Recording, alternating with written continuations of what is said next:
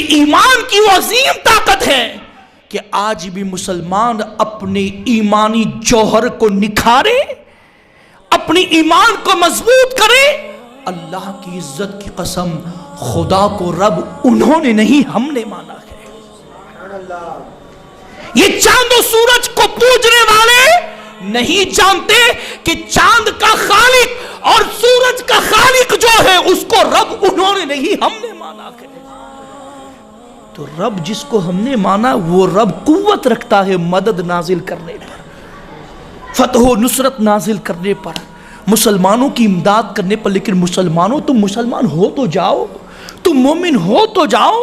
آج ہمارا حال یہ ہے، اس حد تک مسلمان ظلم و ستم کے شکار ہو رہے ہیں، پھر بھی ہماری زندگی جس عیاشی میں تھی اسی عیاشی میں گزر رہی ہے۔ نمازیں جیسے قضا ہوتی تھی ویسے ہی قضا ہو رہی ہے۔ نوجوان جیسے رات میں 3 بجے تک ننگی فلمیں دیکھتے تھے آج بھی ویسے ہی دیکھ رہے ہیں۔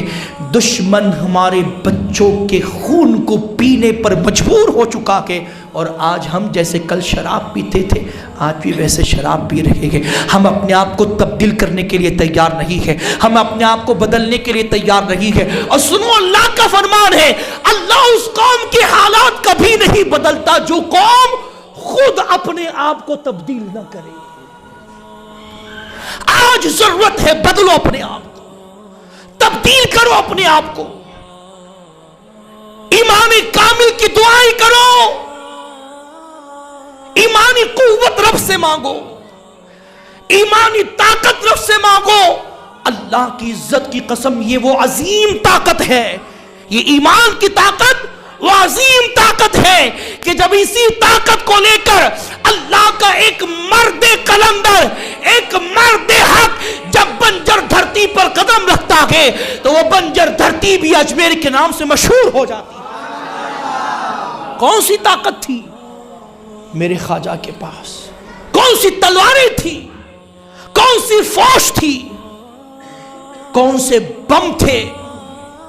اور کون سی ظاہری طاقت؟ اللہ کی عزت کی قسم، وہاں تو حال یہ تھا میرے خواجہ کا کہ میرا خواجہ جس دن ہندوستان آیا، جس دن آیا، اس دن سے وقت وصال، یوم وصال تک میرے خواجہ نے کبھی تن کا جوڑا بھی تبدیل نہیں کیا۔ کبھی تن کا جوڑا بھی، آپ سن رہے ہیں، دن میں 3 مرتبہ اپنے لباس تبدیل کر کر دنیا والوں کے سامنے اترا کر پھرنے والوں، یہ میرا خواجہ، یہ میرا راجہ ہے جس کی شان یہ تھی کہ ہندوستان تشریف لائے، اس دن سے یوم وصال موت کے دن تک میرے خواجہ نے کبھی لباس تبدیل، ایک ہی پیرہن میں رہے۔ جہاں سے پھٹا پیون لگا دیا، جہاں سے پھٹا کمبل کا ٹکڑا لگا دیا، جہاں سے پھٹا گدڑی کا ٹکڑا لگا دیا۔ یہی وجہ ہے کہ میرے خواجہ کا لباس جب وقت وصال ہٹایا گیا تو ایک روایت کے مطابق 12 کلو بھرتا ہے، اتنے پیوند تھے۔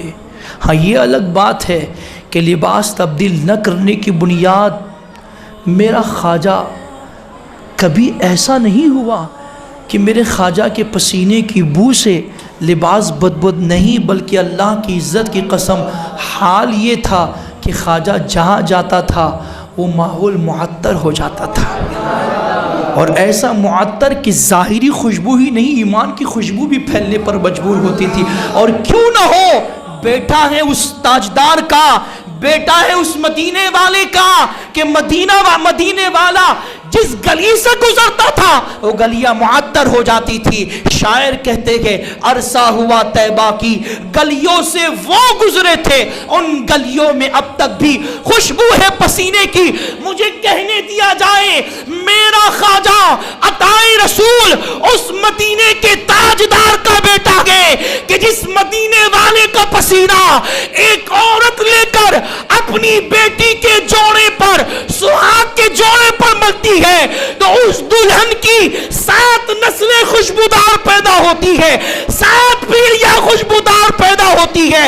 ارے مصطفیٰ کا پسینہ 7 پیڑھیوں کو خوشبودار بنا دے تو جس کی نسل میں مصطفیٰ کا پسینہ نہیں، حضور کا خون بہتا ہے، وہ معین الدین کتنا خوشبودار ہوگا، وہ غریب نواز کتنا خوشبودار ہوگا۔ میں یہ عرض کر رہا ہوں، ہماری شکست کی بنیادی وجہ یہ ہے کہ ہمارے پاس سب کچھ ہے، ایمانی جوہر ہمارا ختم ہو چکا، ایمانی قوت سے ہم محروم ہو گئے۔